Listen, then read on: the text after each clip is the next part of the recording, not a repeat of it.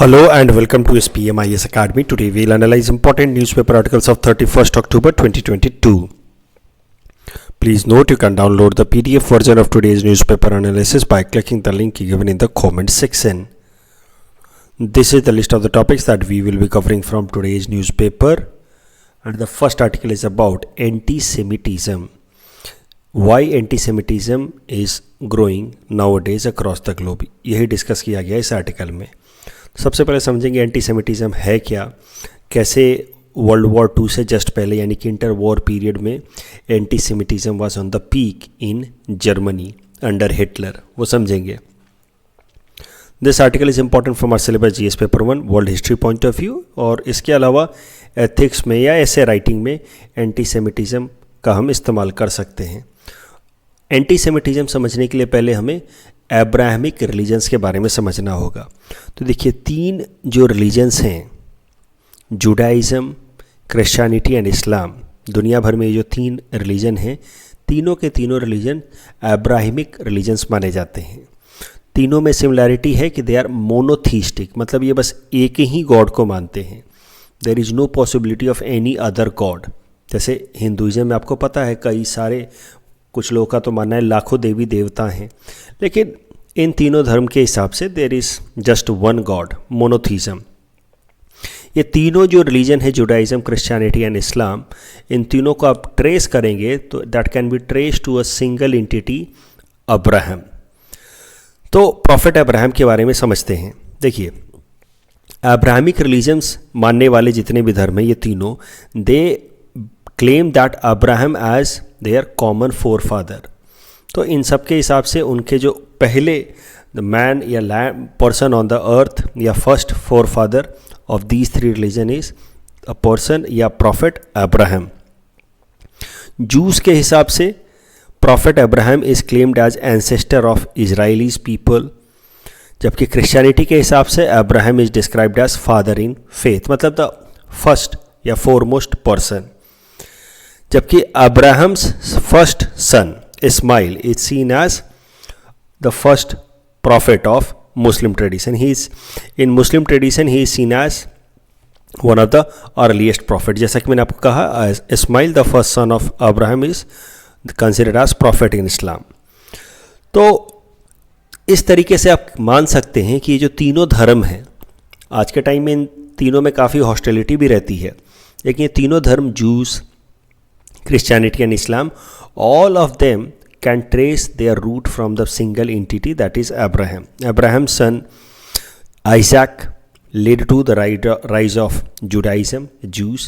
His another son Ismail is considered to be prophet of Islam. बाद में इस्लाम के अंदर सिया और सुन्नी सेक्ट भी और आपस में सेग्रीगेट हो गए. ये जो तीनों ही धर्म हैं, इन तीनों में काफ़ी सारी सिमिलैरिटी है. कई सारे जो रिलीजियस प्लेसेस हैं, जैसे जेरूसलम की बात कर ली जाए इज़राइल में, उसको लेकर के इतना डिस्प्यूट होता रहता है. तो मैनी पीपल और the places are common, pious या सैक्रेड पीपल और places are common in the three religions. एक बड़ा डिफरेंस है लेकिन जीसस को लेकर के, क्योंकि क्रिश्चियंस तो आपको पता है they consider Jesus to be Messiah, son of the God directly. जबकि मुस्लिम्स का मानना है, इस्लाम का मानना है कि Jesus is just one of the prophet of Islam, but he is not a God or son of God. While Jews consider him a false Messiah. He is not a Messiah at all. This is what Jews believe. तो similarity है तीनों ही धर्मों में. They trace their origin from Abraham, but at the same time, as far as Jesus is concerned, the three religions have different opinion. Christianity के लिए Jesus is Messiah, Judaism या Jews के लिए Jesus is false Messiah. इस्लाम के लिए ही just one of the prophet. Judaism की अगर बात की जाए, जूस की अगर बात की जाए, जिनसे आज का देश इजराइल बना, इनको लेकर के कई सारे आर्टिकल भी हमने कवर किए हैं. Thus Judaism as a religion was founded over about 3005 years ago in the Middle East region. और ये तीनों ही अब्राहमिक फेथ में, अब्राहमिक रिलीजन में सबसे पुराना है जुडाइज़म. एंड देखिए, सब लोग जुडाइज़म को ट्रेस करते हैं अब्राहम से, but Moses the next line of Abraham is considered to have founded Judaism. वो बात अलग है कि Jews trace their history back to Abraham. The most important religious text in Judaism is Torah, and उनका work place जो है, worship का जो प्लेस है for Jews, it is synagogue, गिरजाघर। अब आते हैं एंटीसेमिटिज्म पे। देखिए, एंटीसेमिटिज्म समझने के लिए पहले हमें समझना होगा सेमाइट्स या सेमिटिक पीपल। तो इस एरिया में नॉर्थ अफ्रीका और वेस्ट एशिया में रहने वाले जो लोग हैं, जो लैंग्वेज वो बोलते हैं, वो लैंग्वेज को कहा जाता है सेमिटिक लैंग्वेज, और इसी कारण से इस एरिया में रहने वाले लोगों को सेमिटिक पीपल भी कहते हैं, बिकॉज ऑफ द लैंग्वेज। तो ये तो हो गया सेमिटिक पीपल। एंटी सेमिटिज्म क्या है? Anti semitism across the world, जिस मीनिंग में इस एंटी सेमिटिज्म को माना जाता है, it is considered to be anti Jews. Anti semitism is actually considered to be anti Jews. जो जुडाइज्म कम्युनिटी के लोग हैं, जूस कम्युनिटी के लोग हैं, उनके खिलाफ जो भी हॉस्टाइल एक्टिविटीज़ की जाती है, that activity is referred to as anti semitism. This term was first of all coined in 1879। ये नाम याद रखने की ज़रूरत नहीं है unless you are a history student, world history में कभी मेंशन करने में काम आ सकता है। तो antisemitism word was first coined in 1879 by German person Wilhelm Marr to designate anti Jews campaign in the central Europe region. आपको पता है, जूस लोगों को लेकर के वैसे भी हॉस्टिलिटी या हेट्रेडनेस की फीलिंग थी। उस हेट्रेडनेस को बिल्कुल पीक पर लेकर के गया हिटलर के टाइम में in the Germany during the inter war period. तो जो जूस लोगों के खिलाफ कंसंट्रेशन कैंप्स बनाए गए जर्मनी में या पोलैंड में during the inter war period, that could be seen as one of the most brutal and disgusting manifestation of antisemitism.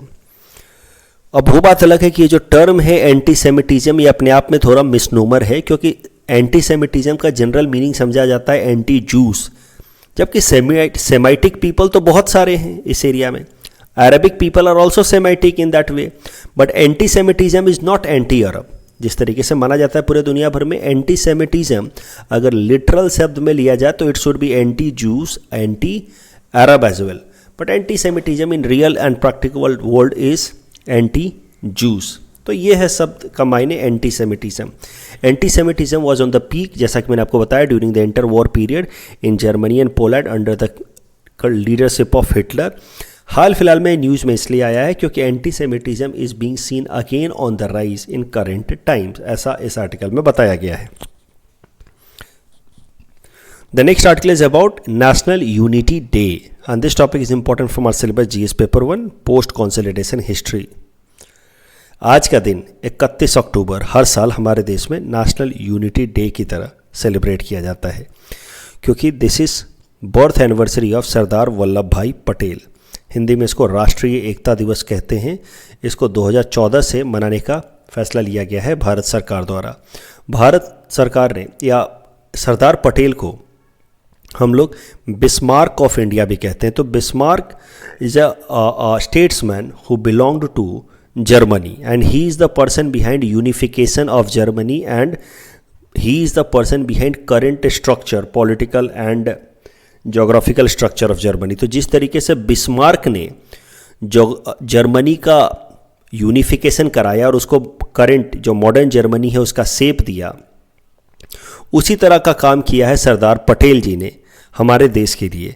और कई सारे जो प्रिंसली स्टेट्स आज़ादी के बाद इंडिपेंडेंट रहना चाहते थे, more than 560 princely states, they wanted to remain independent, उनको यूनियन ऑफ इंडिया के साथ इंटीग्रेट कराया और आज की मॉडर्न भारत का शेप दिया। और इसीलिए सरदार पटेल को बिस्मार्क ऑफ इंडिया भी कहा जाता है। Is equated with Bismarck of Germany. तो जैसा कि मैंने आपको बताया, Bismarck was largely responsible for creation of Germany empire in 1871 by integration of many small states. तो ये एक पिक्टोग्राफिक रिप्रेजेंटेशन है। लगभग 560 या 562 princely states wanted to stay out of Indian dominion which later became republic of India. तो अगर वो 562 princely states Indian union को ज्वाइन नहीं करते तो हमारा देश भारत कुछ इस तरीके का दिखता। लेकिन thanks to Sardar Patel, these princely states were convinced to join union of India, और इस कारण से आज हमारा भारत ऐसा इतना फुलफिल्ड दिखता है। And that is why sometimes Sardar Patel is also known as Lauh Purush, because he concretized current structure of India. The next article is about India GCC to start free trade agreement negotiation, and this topic is important from our syllabus GS paper 3 Indian economy point of view. सबसे पहले समझते हैं GCC है क्या. तो it's a grouping of 6 countries from West Asia.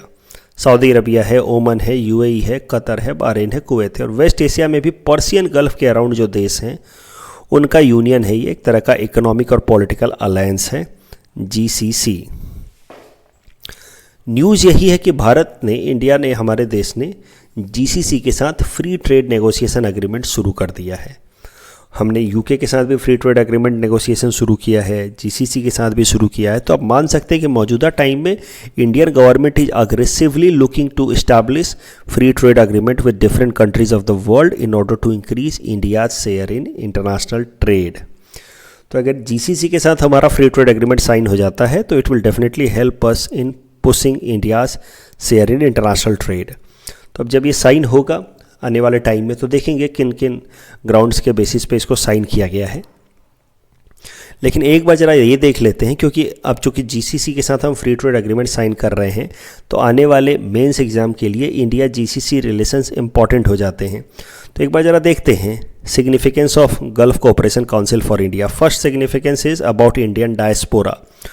तो कई सारे भारतीय लोग, इंडियन सिटीजन्स, इन गल्फ कोऑपरेशन कंट्रीज में जाकर के काम करते हैं और वहाँ से बहुत सारा रेमिटेंस भेजते हैं. तो about 76 lakh people work there, and as per RBI report जितना भी रेमिटेंस हम अर्न करते हैं, हर साल लगभग 80 से 85 बिलियन डॉलर हम रेमिटेंस अर्न करते हैं विदेशों से. उसका लगभग 30% रेमिटेंस हमारा GCC कंट्रीज से आता है. एनर्जी सिक्योरिटी के लिए इंपॉर्टेंट है ये सारे देश. They are very much rich in oil and natural gas, and India is one of the major importer of oil and natural gas. तो इस कारण से हमारी जो एनर्जी रिक्वायरमेंट है उसको कॉम्प्लीमेंट करता है GCC country. In fact GCC suppliers account for about 34% of India's crude oil import. So this is how GCC countries are important for energy security as well. Trade and investment, अभी हमारा trade mostly oil और natural gas में होता है, but अगर ये free trade agreement sign हो जाता है तो और trade will expand in other areas as well.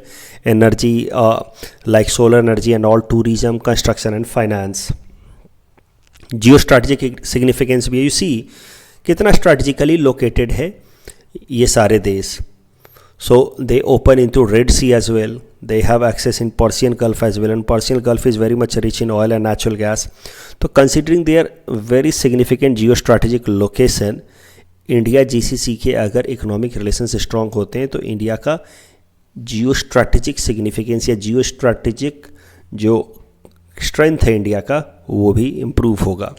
इस टॉपिक के बेसिस पे प्रीलिम्स प्रैक्टिस क्वेश्चन हमने आपको दे रखा है. This question was asked in UPSC prelims 2016. Please attempt this question and you can submit the answer in the comment section. The next article is about Srimanta Shankar Dev as a feminist. This article is very very important. APSC mains में इस तरह के सवाल आने के काफ़ी ज़्यादा chances हैं कि contribution of Shrimant Shankar Dev in upliftment of women. तो this topic is important from our syllabus GS paper 5 Assam issues point of view. तो सबसे पहले ब्रीफली थोड़ा फेमिनिज्म के बारे में देख लेते हैं. तो जैसा कि आप सब जानते हैं feminism focuses on, it is an ideology that focuses on social and economic empowerment of women. तो feminism is a movement which time to time has seen a wave as well. It basically focuses on vocalising the rights of women and criticising patriarchy. वैसे तो feminism is an age old phenomena, but इसको term को devise किया है Charles Fourier नाम के एक socialist, utopian socialist thinker. This term feminism was coined in the year 1837 by Charles Fourier. He was a socialist. इनको बाद में कार्ल मार्क्स ने यूटोपियन सोशलिस्ट डिक्लेयर कर दिया, but he was essentially A socialist thinker. Assam की अगर बात की जाए तो जो मेडिएवल कामरूप था, हमारा असम मेडिएवल एरा में कामरूप कहा जाता था. कामरूप या कोचबहार रीजन में शंकर देव जी से पहले हमारी सोसाइटी काफ़ी रेग्रेसिव थी टुवार्ड्स वीमेन. मतलब उनके ऊपर कई सारे रिस्ट्रिक्शंस थे.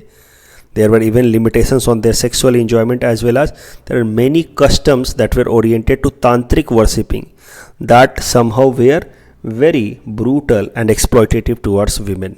फिर श्रीमंत शंकर देव जी ने फेमिनिज्म को, वैसे रिवाइवल ऑफ रिलीजन तो किया ही किया, उसके अलावा फेमिनिज्म के ट्रेंड को भी उन्होंने असम के अंदर इंट्रोड्यूस किया way back in 15th century. सो अब कुछ इनिशिएटिव्स देखते हैं श्रीमंत शंकर देव जी के लाइफ टाइम में, जिससे हमें ये पता चलेगा कि he treated women at par with men, और वीमेन के अपलिफ्टमेंट के लिए उन्होंने बहुत सारे काम किए। For example, he constructed embankment with help of a pious lady of Kaivarta community Radhika, encouraged women participation in एक शरण नाम धर्मा। In Harichandra उपख्यान, he condemned people who tortured women and portrayed man's apology to women। तो जितने भी अभी तक की टॉर्चर की गई हैं विमेन को by men in the society, उनके बिहाफ पे उन्होंने एक अपॉलॉजी भी टेंडर किया है इन Harichandra उपख्यान। He depicted a very strong and resolute character of Sita in Uttarakhand Ramayan। Talks about women rights in the second chapter of Bhagavad Puran। तो शंकर देव जी आप देख सकते हैं, he was a very progressive preacher of एक शरण नाम हरि धर्म and clearly established that willing women were not denied। मतलब जो भी women जो नाम घर में आना चाहती हैं, पूजा पाठ करना चाहती हैं, उनको ये सारे राइट्स डिनाई नहीं किए जाएंगे। विमेन को भी माना गया कि उनको भी स्पिरिचुअल अपलिफ्टमेंट का अधिकार है और उनके पास वो कैपेबिलिटी है। जो उस टाइम की जो डीजेनरेटेड हिंदुइज्म है, ब्राह्मणिज्म जिसको कहते हैं, इसने विमेन को कभी भी इतना कैपेबल माना ही नहीं कि वो स्पिरिचुअल अपलिफ्टमेंट कर सकती हैं। लेकिन श्रीमंत शंकर देव जी ने विमेन के भी कैपेबिलिटी को इक्वल माना है एंड ही हैज़ एक्सेप्टेड कि women also can attain high level of spirituality. लेकिन कुछ क्रिटिक्स तो सब लोगों के होते हैं, तो श्रीमंत शंकर देव जी के भी हैं, क्योंकि उनके जो बाद जो श्रीमंत शंकर देव जी ने जो इनिशिएटिव्स लिए उसमें बाद में अलग अलग सेक्ट या संहिताज हो गए। लगभग 4 अलग अलग सेक्ट हुए एक शरण नाम धर्म के, और उन 4 सेक्ट में बाद में जो उनके अलग अलग फॉलोअर्स ने शुरू किया, उनमें विमेन को थोड़ा इन्फीरियर स्टेटस दिया गया, और इस कारण से क्रिटिसिज्म श्रीमंत शंकर देव जी को भी जाता है। लोग ये भूल जाते हैं जो क्रिटिक्स हैं कि श्रीमंत शंकर देव जी ने तो अपने टाइम में विमेन को इक्वल स्टेटस दिया, लेकिन बाद के सेक्ट में उनके जो फॉलोअर्स हैं, धीरे धीरे जो उन्होंने 4 अलग अलग सेक्ट शुरू किए, उसमें विमेन को थोड़ा डिग्रेडेड स्टेटस दिया गया। And that is how the section of intellectual scholars criticise Sankar Dev ji that he failed in assigning women the right places इन एक शरण नाम धर्मा। और इसी कॉन्टेक्स्ट में सत्येंद्र नाथ शर्मा लिखते हैं कि it has been the custom with the spiritual thinkers of all the times to condemn women. तो इन्होंने थोड़ा सा ओवर स्ट्रेच करते हुए बातों को कह दिया कि जितने भी स्पिरिचुअल लीडर्स हैं उनके तो लीडरशिप में हमेशा विमेन का एक्सप्लॉयटेशन ही हुआ, including Shankar Dev ji, but that is not right. Shankar Dev ji के टाइम में women were treated at par, they were given ample respect. The truth is that we can not deny Shankar Dev's certain contribution towards upliftment of women, and that is how he can be considered as pioneer in feminist movement in Assam। इस topic के basis पे mains practice question हमने आपको दे रखा है। इस तरह का सवाल आप APSC मेंस GS पेपर 5 में एक्सपेक्ट कर सकते हैं। कल जो हमने आपको प्रैक्टिस क्वेश्चन दिया था उसका आंसर देख ले। तो Houthis belong to Yemen, and इसमें पूछा गया विच इज़ नॉट करेक्ट, तो third statement is not correct. It is related to marine as well, so third statement is not correct, so the correct answer is option C। Reverse repo rate is a tool that is used to absorb liquidity. So the correct answer is option A. That's all from our side for today. Thanks for watching.